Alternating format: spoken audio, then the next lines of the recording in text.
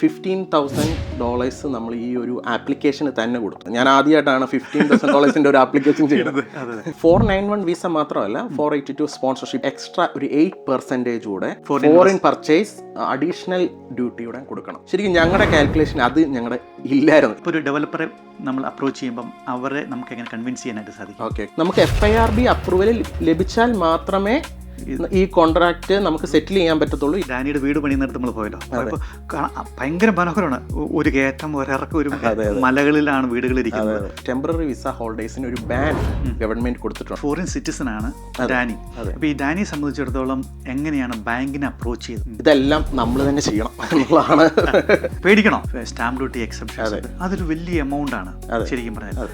അത് നമ്മൾ കയ്യിൽ നിന്ന് കൊടുക്കുക എന്ന് പറയുന്നത് മാനസികമായിട്ട് അത്രയ്ക്ക് എളുപ്പമുള്ളൊരു സംഭവമല്ല. തീരുമാനം എടുത്തത്. പക്ഷെ ഇപ്പം സ്ലൈറ്റ്ലി ചെറിയ ചേഞ്ചസ് ഉണ്ടായിട്ടുണ്ടെങ്കിൽ പോലും നമുക്ക് 3,000 ഉള്ളിൽ തന്നെ നിൽക്കുന്നുണ്ട്. ഡാനിയുടെ കണക്കുകൂട്ടലിൽ ഈ 3 വർഷം വെയിറ്റ് ചെയ്യുന്നതിനേക്കാളും നല്ലത് ഇപ്പോൾ വീട് മേടിക്കുന്നതാണ്. ഫിനാൻഷ്യലിയും PR കിട്ടിയിട്ടാണോ അത് അതിനു മുമ്പോ? പക്ഷേ ഈ ചോദ്യത്തിനുള്ള ഒരു ഉത്തരം എന്തെന്ന് പറഞ്ഞാൽ വളരെ സിമ്പിളായിട്ട് പറയുകയാണെന്നുണ്ടെങ്കിൽ,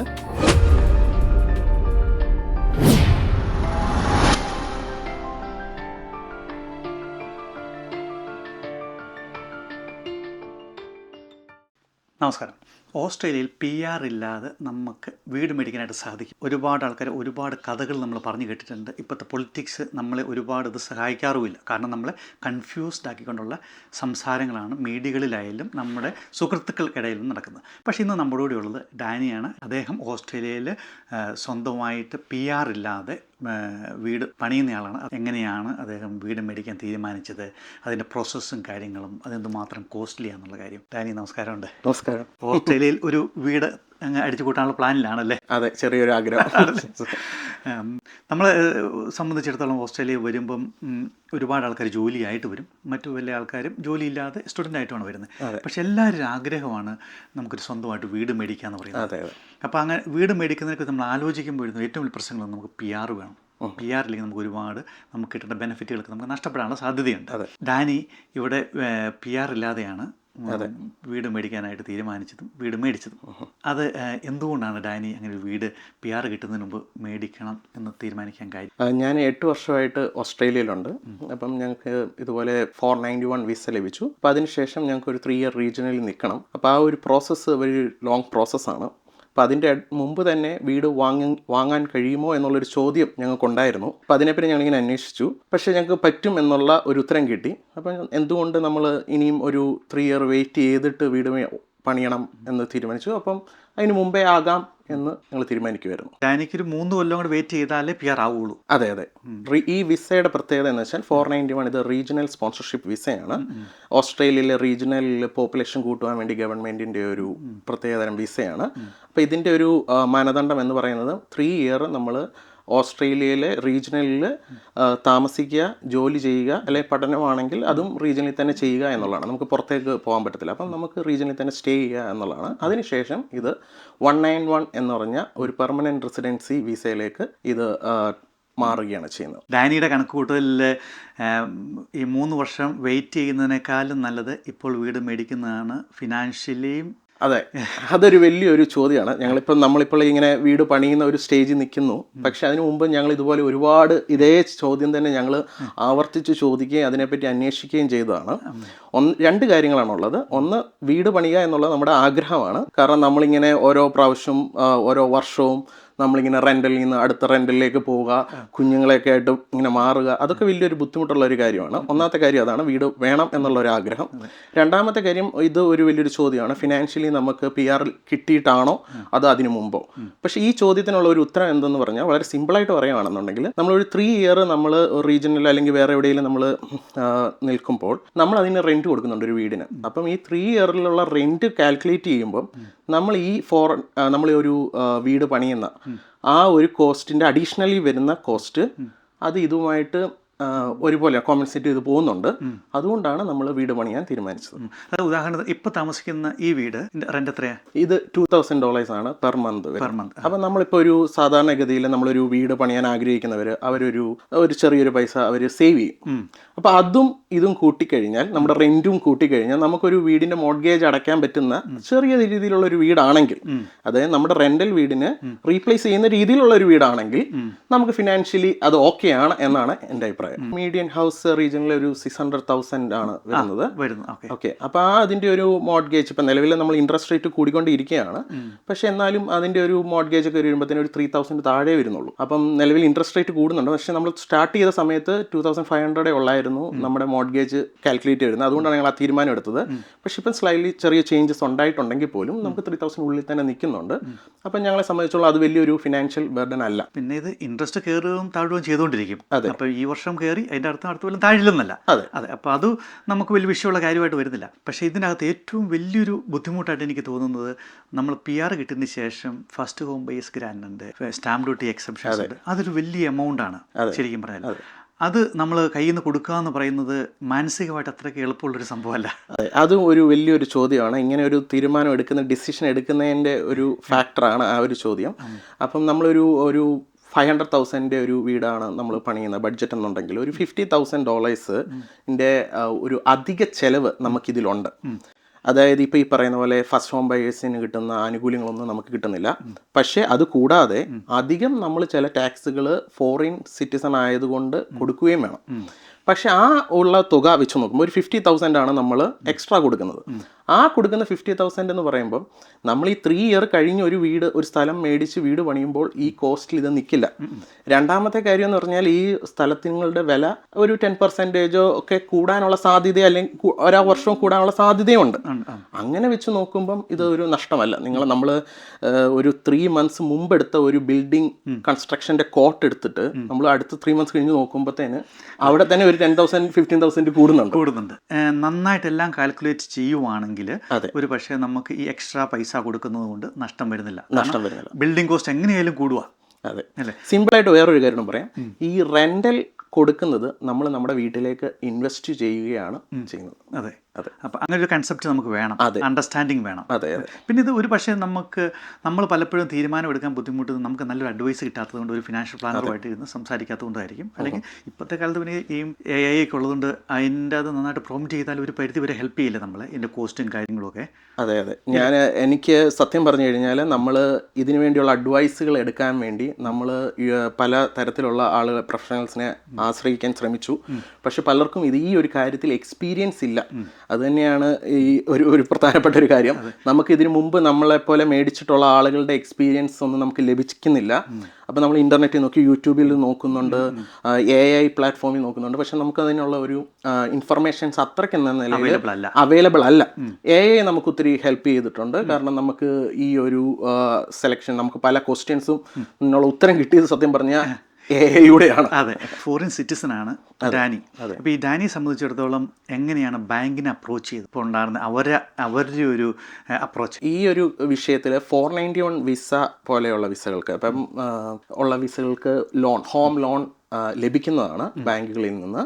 ബാങ്കുകളെ നമുക്ക് നേരിട്ട് അപ്രോച്ച് ചെയ്യാം, അല്ലെങ്കിൽ ഒരു ലോൺ ഏജൻറ്റ് വഴി നമുക്ക് അപ്രോച്ച് ചെയ്യാം. പക്ഷെ ഞങ്ങളുടെ എക്സ്പീരിയൻസിൽ ഞങ്ങൾ ബാങ്കുകളെ നേരിട്ടാണ് അപ്രോച്ച് ചെയ്തത്. അപ്പം അവരതിനുള്ള കാര്യങ്ങളൊക്കെ ഞങ്ങളോട് ചോദിക്കുകയും നമ്മുടെ ബോറോയിങ് കപ്പാസിറ്റിക്ക് ആദ്യം മനസ്സിലാക്കി. അതായിരുന്നു ഞങ്ങളുടെ ഫസ്റ്റ് സ്റ്റേജ്. അപ്പോൾ അവർ ഇതിൻ്റെ ഏറ്റവും വലിയ ബാങ്കുകളുടെ ഒരു നിബന്ധന എന്ന് പറയുന്നത് 20% ഡെപ്പോസിറ്റ് വേണം എന്നുള്ളതാണ് ഒരു കാര്യം. ബാക്കിയുള്ളവർക്കൊക്കെ 5%-ലൊക്കെ സ്റ്റാർട്ട് ചെയ്യാം. പക്ഷെ നമുക്ക് 20% ഡെപ്പോസിറ്റ് കൊടുക്കണം, കമ്പൽസറി. ഫോറിൻ സിറ്റിസൺ ആയതുകൊണ്ട്. അതെ. അപ്പോൾ അവരെ 80% വരെയുള്ള ലോണെ നമുക്ക് ലോണായിട്ട് തരുവുള്ളൂ, എമൗണ്ട് അവർ ലോണായിട്ട് തരുവുള്ളൂ. അതെ. അപ്പോൾ ഏത് ബാങ്കിൽ ചെന്ന് കഴിഞ്ഞാലും അത് അവിടെ ഇരിക്കുന്ന സ്റ്റാഫിനെ അനുസരിച്ചാണോ, അതോ ബാങ്കുകാർക്ക് ഒരു പോളിസി ഉണ്ടോ? ഇതെങ്ങനെ കമ്മ്യൂണിക്കേറ്റ് ചെയ്യുന്നത്? അത് വലിയ പ്രശ്നമല്ലേ? അതെ. നമ്മൾ ഇതിനെപ്പറ്റി അന്വേഷിച്ചു. അപ്പം ടെമ്പററി വിസ ഹോൾഡേഴ്സിന് അവർക്ക് ലോൺ കൊടുക്കാൻ താല്പര്യമുള്ള ചില ബാങ്കുകളുണ്ടായിരുന്നു. അങ്ങനെയുള്ള ബാങ്കുകളെയാണ് നമ്മൾ അപ്രോച്ച് ചെയ്തത്. ചില ബാങ്കുകളുടെ പോളിസികൾ വളരെ കടുത്തതാണ്, അപ്പോൾ അത് നമുക്ക് മീറ്റ് ചെയ്യാൻ പറ്റത്തില്ല. പക്ഷേ ചില ബാങ്കുകൾ നമുക്ക് തരും, അപ്പം അവരെ ആണ് നമ്മൾ അപ്രോച്ച് ചെയ്തിരിക്കുന്നത്. പിന്നെ ഇതിന്റെ ഇൻട്രസ്റ്റ് റേറ്റ് കൂടുതലാണോ കുറവാണ്? ഇൻട്രസ്റ്റ് റേറ്റ് ഒക്കെ അത്ര വലിയ സെയിം തന്നെയാണ്, വലിയ വ്യത്യാസങ്ങളൊന്നും. ചെറിയ വ്യത്യാസം ചിലപ്പോൾ ചെറിയ ബാങ്ക്. അതെ അതെ അല്ലേ? കാരണം ഇത് നമ്മുടെ മലയാളി ബ്രോക്കർമാരെ അടുത്ത് ചെന്ന് കഴിഞ്ഞാലും ഒരു പക്ഷേ അവർ ഹെൽപ്പ് ചെയ്യുമായിരിക്കും, കാരണം അവർക്കും പഠിക്കണമായിരിക്കും ഇത്, കാരണം ഒരു പുതിയ അപ്രോച്ച് ആയതുകൊണ്ട്. അതെ അതെ. പക്ഷേ ഇതിലെ ഒരു വലിയൊരു പ്രശ്നം എന്താണെന്ന് വെച്ച് കഴിഞ്ഞാൽ, നമ്മൾ ഈ ഒരു ചോദ്യം പെട്ടെന്ന് ചോദിക്കുമ്പം പലർക്കും അതിനുള്ള എക്സ്പീരിയൻസ് കാണത്തില്ല. പക്ഷേ എപ്പോഴും ആളുകൾ പ്രോത്സാഹിപ്പിക്കുന്നത് PR-ഉം സിറ്റിസണും ആയ ശേഷം മേടിക്കാനാണ്. കാരണം നമ്മൾ ഒരു 491 ഒരു ടെമ്പററി വിസയിൽ നിന്ന് നമ്മൾ മേടിക്കുമ്പം ഉണ്ടാകുന്ന അധിക ചെലവുകളെ പറ്റി അവർ ചിന്തിക്കുന്നുണ്ട്. ഇപ്പോൾ ഒരു $50,000 കാര്യം ഞാൻ പറഞ്ഞില്ലേ, ആ $50,000 ഉണ്ടെങ്കിൽ നമുക്ക് വീട് അപ്ഗ്രേഡ് ചെയ്യാം, ഫർണിച്ചറുകൾ നല്ല മേടിച്ചിടാം. പക്ഷേ അതുകൊണ്ടായിരിക്കാം ആളുകളൊക്കെ ഞങ്ങളെ ഒത്തിരി പേര് നിരുത്സാഹപ്പെടുത്തി. കറക്റ്റ്. അതെ.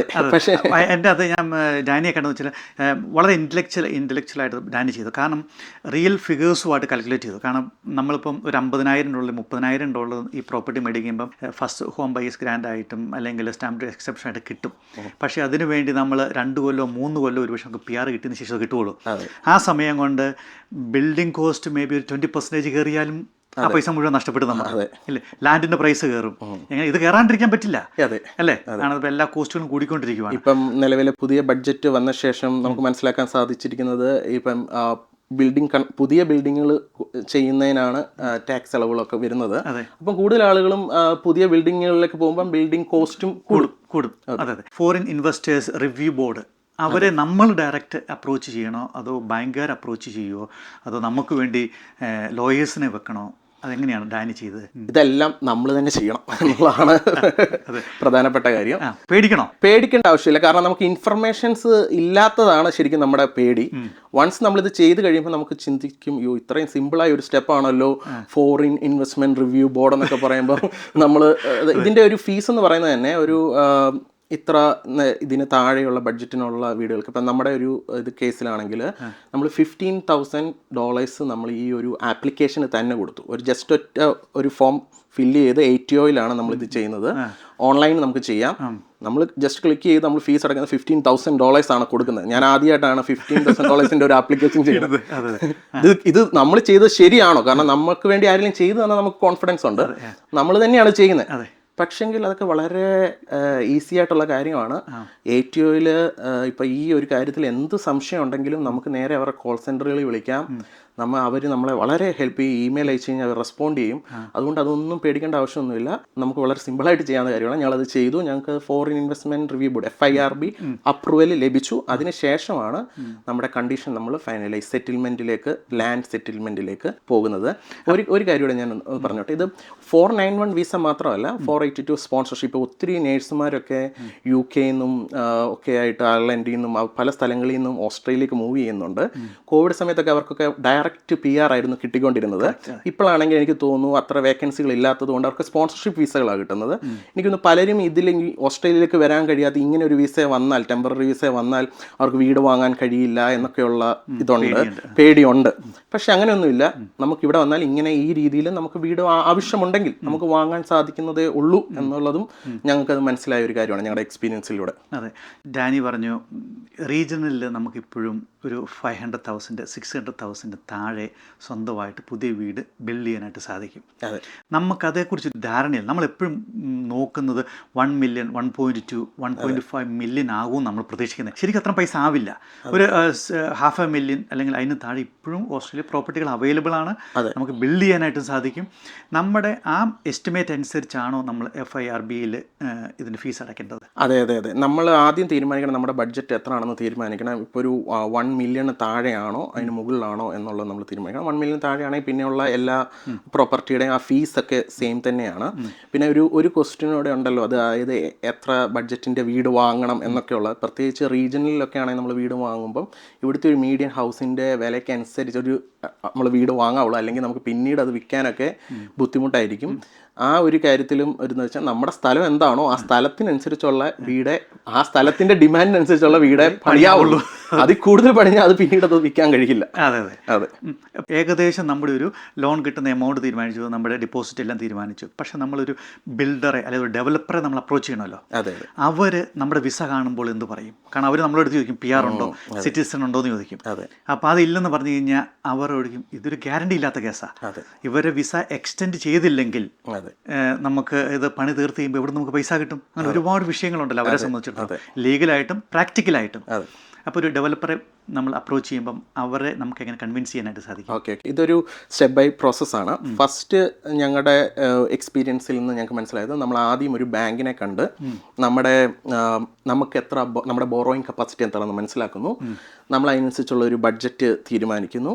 നമ്മൾ എന്നിട്ട് സെലക്ട് ചെയ്യുന്നു, നമ്മൾ എവിടെയാണ് വീട് പണിയുന്നത് സെലക്ട് ചെയ്യുന്നു. നമ്മൾ എന്നിട്ട് ഒരു ഡെവലപ്പറിൻ്റെ അടുത്തേക്ക് പോകുന്നു.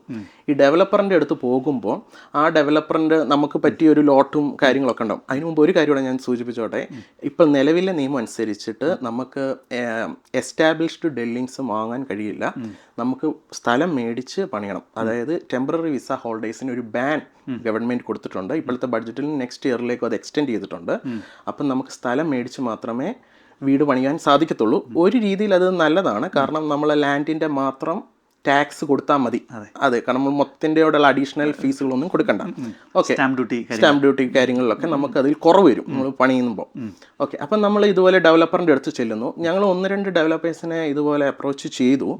ചില ഡെവലപ്പേഴ്സിനും ഇതേപോലെ തന്നെ അവർക്കും ഈ ഒരു വിസയെ പറ്റി, ഇതൊരു പുതിയൊരു വിസയെന്ന് പറയാം, ഒരു 3-4 വർഷമൊക്കെ ആയിട്ടുള്ള അത്ര ഇതായിട്ടുള്ളത്. അപ്പോൾ അവർക്കും ഈ വിസയിൽ ഇങ്ങനെ ഒരാൾക്ക് കൊടുക്കാൻ കഴിയുമോ, അവർക്കും ഈ പ്രോസസ്സിനെ പറ്റി, ഈ FIRB പ്രോസസ്സിനെ പറ്റി ഒന്നും അവർക്കും അറിയില്ല. അപ്പോൾ അവർ ചിന്തിക്കും ഇതുപോലെ സിറ്റിസണും PR-നും അല്ലാത്ത ഒരാൾക്ക് എങ്ങനെ നമുക്ക് വീട് വിൽക്കാൻ പറ്റും, നിയമവശങ്ങളുണ്ടോ. അവർക്കും ലോയേഴ്സ് ഉണ്ട്, അവരവരുടെ ലോയേഴ്സിനെ കൺസൾട്ട് ചെയ്യണം. നമുക്കും ഒരു ലോയർ വേണം, ഒരു സോളിസിറ്റർ വേണം. അങ്ങനെ നമ്മളും ചെയ്യുന്നുണ്ട്. അപ്പോൾ ചില ആളുകൾ നമുക്ക് നെഗറ്റീവായിട്ടുള്ളതാണ്. ഞങ്ങളുടെ ലോയറോട് സംസാരിച്ചു, പക്ഷേ അവർ പറഞ്ഞു നിങ്ങൾക്ക് ഒരു വീട് വിൽക്കാൻ സാധിക്കില്ല എന്നുള്ള രീതിയിൽ കിട്ടി. പക്ഷെ ഞങ്ങളിപ്പോൾ വേറെകളാണ്, ഞങ്ങളുടെ ഒത്തിരി ഞങ്ങൾ വർക്ക് ചെയ്യുന്നിടത്തൊക്കെ ഇതുപോലെ ഒത്തിരി 491 വിസയിലൊക്കെ ആളുകൾ വന്ന് വീടുകളൊക്കെ വാങ്ങാൻ തുടങ്ങി. അപ്പം ഞങ്ങൾക്ക് മനസ്സിലായി ഇത് പറ്റുന്ന ഒരു കാര്യമാണ്. അപ്പം അത് അവരുടെ ഒരു അറിവില്ലായ്മ കൊണ്ടാണ് അവരങ്ങനെ പറയുന്നത് മനസ്സിലാക്കി. പിന്നീട് ഞങ്ങൾക്ക് ഇതുപോലെ ആപ്റ്റായിട്ട് ഒരു ഡെവലപ്പറെ കിട്ടി. ആ ഡെവലപ്പറിൻ്റെ റിയൽ എസ്റ്റേറ്റ് ഏജൻറ്റ്, ആ ഒരു കമ്പനിക്ക് ഇതിന് എക്സ്പീരിയൻസ് ഉണ്ടായിരുന്നു.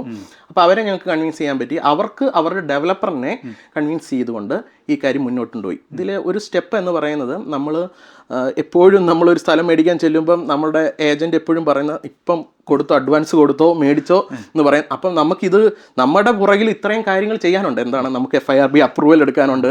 അതിൻ്റെ അപ്രൂവൽ കിട്ടിയ ശേഷമേ നിയമപരമായി നമുക്ക് വീട് സെറ്റിൽ ചെയ്യാൻ പറ്റത്തുള്ളൂ.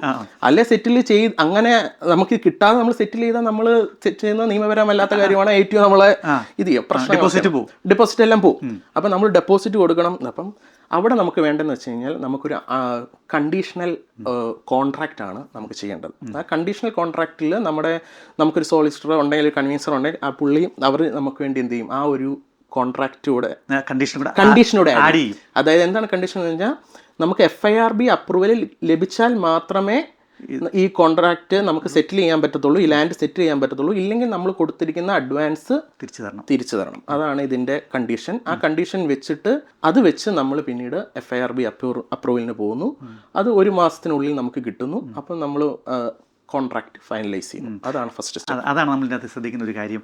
നമ്മൾ കോൺട്രാക്ട് ഇതൊരു ഇച്ചിരി കോംപ്ലിക്കേറ്റഡ് ആണ്, എന്നാൽ ഒരുപാട് കോംപ്ലിക്കേറ്റഡും അല്ല. ഒന്ന് കൺവിൻസ് ചെയ്യുക എന്നുള്ളതാണ് ഇതിൻ്റെ മെയിൻ പരിപാടി. കാരണം എല്ലാ ഡെവലപ്പർക്കും ഇത് അറിയത്തുണ്ടാവില്ല. പക്ഷെ എന്നാൽ ചില ഡെവലപ്പർക്ക് അറിയാം, അല്ലെങ്കിൽ അവിടെ ഇരിക്കുന്ന ഏതെങ്കിലും ഒരു ഓഫീസ് സ്റ്റാഫിന് അറിഞ്ഞാലും മതി. കാരണം അവർ കൺവിൻസ് ചെയ്തോളൂല്ലോ കാര്യങ്ങളൊക്കെ.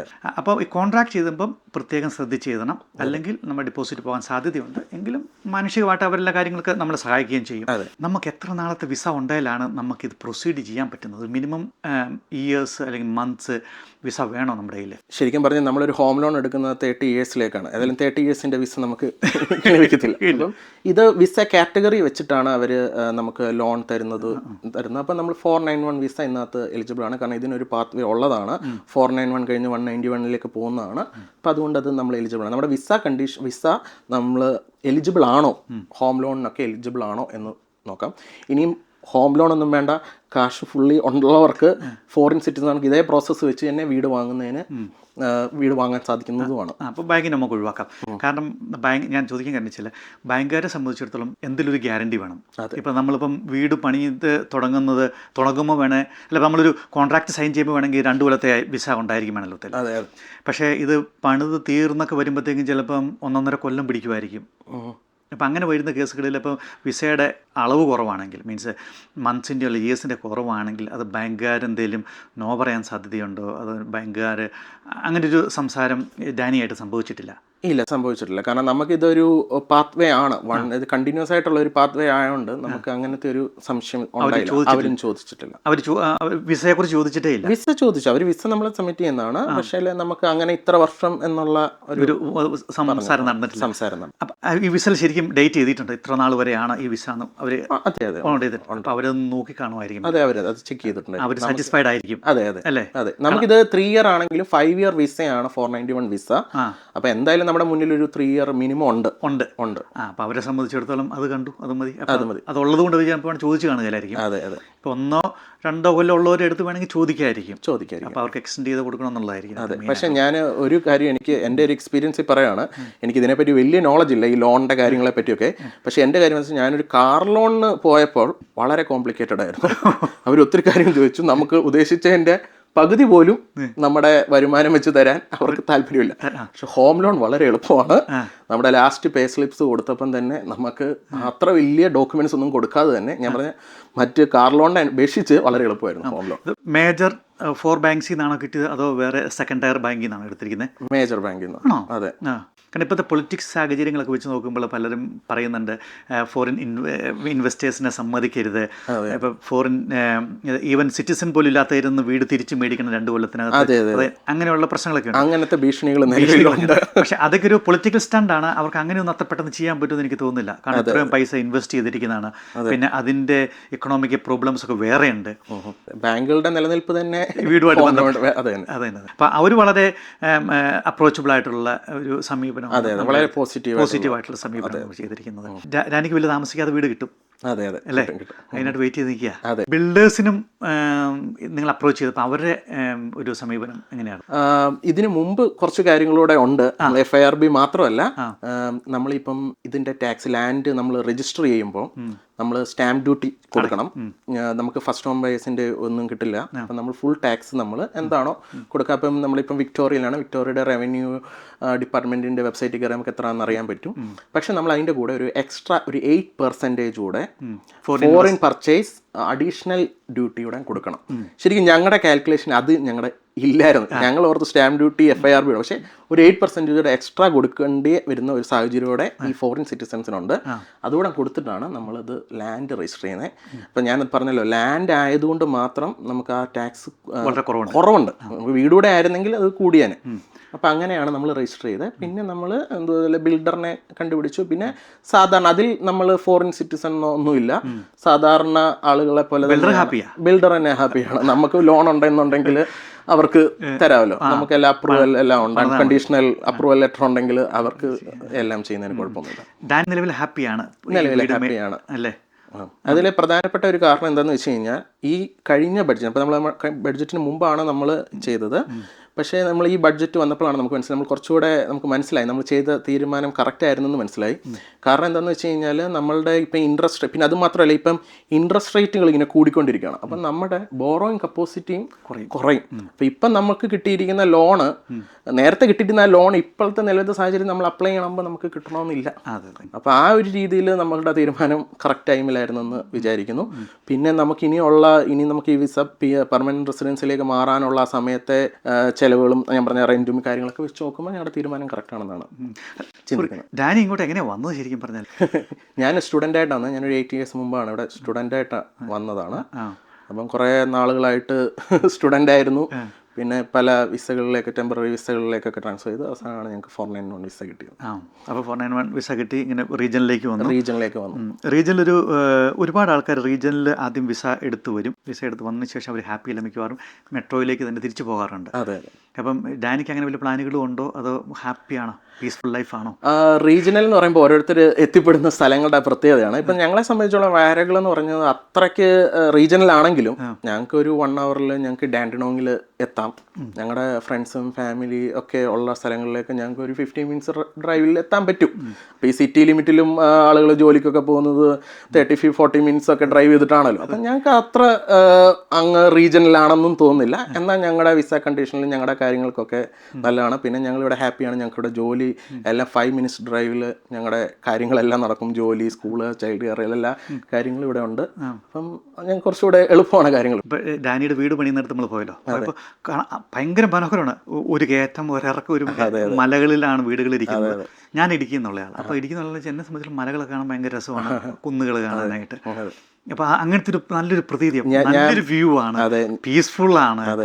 നമ്മളിപ്പോൾ സിറ്റി പോയപ്പോൾ ഞങ്ങൾ സിറ്റി പോയിട്ടുള്ളത് ഒത്തിരി തിരക്കുണ്ട്, എങ്കിലും ആൾക്കാർ വളരെ സ്ലോ ആയിട്ടാണ് നടന്നു പോകുന്നത്. എവിടെ വേണമെങ്കിലും പാർക്ക് ചെയ്യാം. പാർക്കിംഗ് ഫീ ഒന്നും ഒരിടത്തും കണ്ടില്ല ഞങ്ങൾ. ഇല്ല ഇവിടെ എല്ലാം കാര്യങ്ങൾ വളരെ സിമ്പിളാണ്. പിന്നെ ഞാൻ ഇതുപോലെ ഞാൻ മൂന്നാറിലാണ് പഠിച്ചത്. എനിക്കും ഈ മലകളും കുന്നുകളും ഞാനിങ്ങനെ പറയാറുണ്ട്, ഇതൊക്കെ സ്വിറ്റ്സർലാൻഡ് പോലെയാണെന്ന് ഇരിക്കുന്നത് പറയും. മലനിരകളും പശുക്കളും ഒക്കെ ആയിട്ട്. ഡാനി മേടിച്ചിരിക്കുന്ന വീടിന്റെ പുതിയ പണിയുന്ന വീടിന്റെ ഫ്രണ്ട് ഗാർഡനാണ്. പിള്ളേർക്ക് എപ്പോഴും പോയി കളിക്കാം. അതെ അത് വലിയൊരു ഉപകാരം. അവിടെ നിന്ന് നോക്കി എനിക്ക് ജോലി സ്ഥലം കാണാൻ കഴിയും. മല ഇറങ്ങി കയറുന്നത് ജോലി സ്ഥലത്തേക്കാണ്. അതെ, സ്കൂൾ അടുത്തുണ്ട്. അതൊക്കെയാണ് നമ്മൾ റീജിയണൽ താമസകാലത്ത് ഏറ്റവും വലിയ ഗുണങ്ങളിലൊന്ന്. ഞാനിവിടെ വളരെ വർഷങ്ങളായിട്ടുള്ള ഫാമിലീസിനോടൊക്കെ സംസാരിച്ചപ്പോൾ അവർ പറയുന്നത് അവർ ഹാപ്പി. ഞാൻ ചോദിക്കാറുണ്ട്, ഇപ്പം നിങ്ങൾ എന്തുകൊണ്ട് അങ്ങോട്ട് സിറ്റിയിലോട്ടൊക്കെ അങ്ങോട്ട് പോയി. അപ്പോൾ അവർ പറഞ്ഞു പിള്ളേരൊക്കെ സ്കൂളിങ് ഒക്കെ ആയിട്ട് ഇവിടെ ആയിട്ട് അവർ ഹാപ്പിയാണ് ഇവിടെ.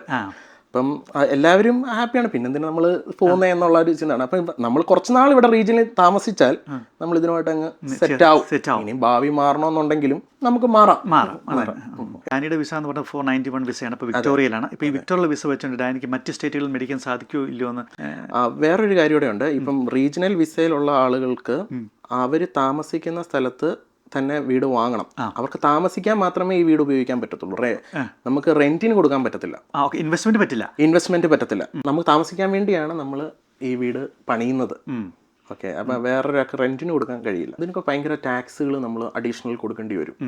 അപ്പോൾ ബിസിനസ് പർപ്പസ് ആയി ഡിഫറെന്റ് കാറ്റഗറി ആയിരിക്കും. അതെ, അത് വേറെ കാറ്റഗറിയാണ്. അതിങ്ങനെ ഫോറിൻ ഇൻവെസ്റ്റ്മെന്റ് വലിയ തോതിൽ നടക്കുന്നുണ്ട്. അതായത് 50 വീടുകൾക്കൊക്കെ മുകളിൽ വീട് വെക്കുന്ന ഫോറിൻ ഇൻവെസ്റ്റ്മെന്റ് നടക്കുന്ന വലിയ കമ്പനികൾ ഇൻവെസ്റ്റ് ചെയ്യുന്നതാണ്.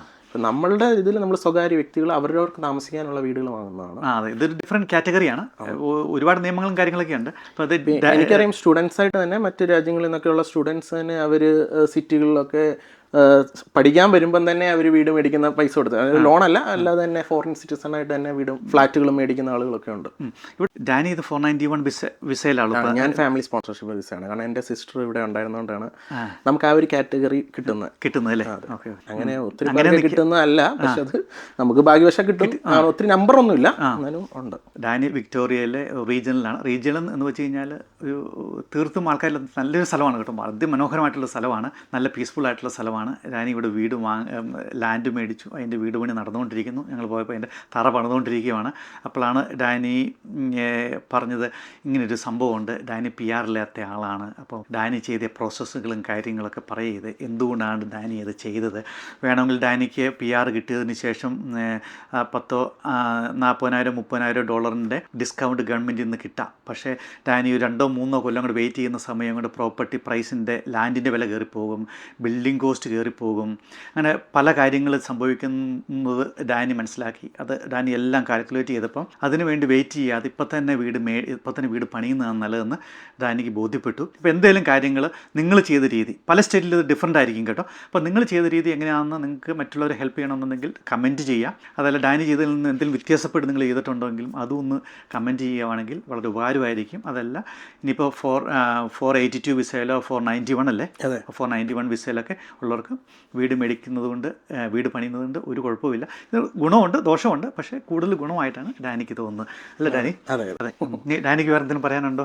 ഓസ്ട്രേലിയ താമസിക്കുന്ന എല്ലാവർക്കും നല്ലൊരു ദിവസവും ആശംസിക്കുന്നു. അതേപോലെ തന്നെ നല്ല അതിമനോഹരമായ ഒരു വീട് പണിത് വളരെ സുന്ദരമായിട്ടും മനോഹരമായിട്ടും സന്തോഷത്തോടുകൂടി ജീവിക്കാൻ എല്ലാവരെയും ദൈവം അനുഗ്രഹിക്കട്ടെ. Thank you Dani.